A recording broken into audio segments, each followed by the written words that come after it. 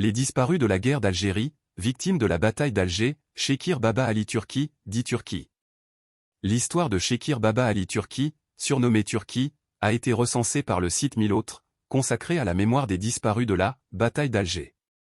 Shekir Baba Ali Turki, plus connu sous le nom de Turki, est né le 5 mars 1905 à Alger. Il était propriétaire d'une auto-école à Bellecour, aujourd'hui Belouizdad, connue sous le nom Auto-école Turki. Marié à Thérèse Zimmermann, il était père de 3 enfants. Durant la bataille d'Alger, il fut victime d'une disparition forcée. Selon plusieurs documents d'archives et témoignages, son enlèvement s'est produit dans des circonstances dramatiques et demeure à ce jour irrésolu. Le 6 septembre 1957, une fiche de demande de renseignement est établie par le service de la police générale de la préfecture d'Alger, à la demande de Paul Teigen, alors secrétaire général à la police. Cette fiche précise que Shekir Baba Ali Turki vivait rue de l'Union, qu'il avait été enlevé par les parachutistes, il y a 8 jours.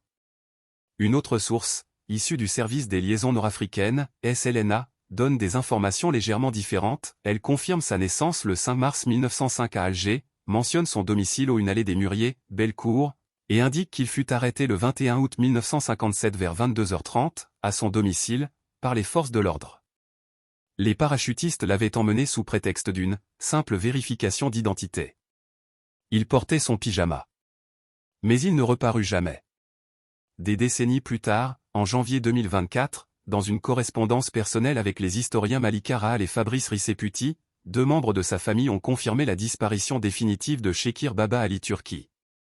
Ils ont transmis son portrait et rappelé les faits.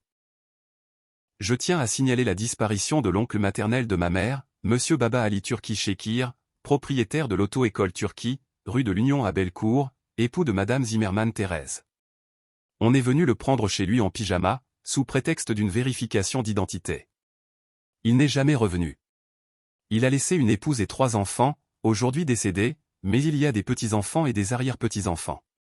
Son sort reste à ce jour inconnu, il n'a pas survécu à la disparition forcée. Comme tant d'autres victimes de la bataille d'Alger, son cas symbolise la violence coloniale et le silence imposé aux familles. Gloire éternelle à tous les martyrs de la Révolution.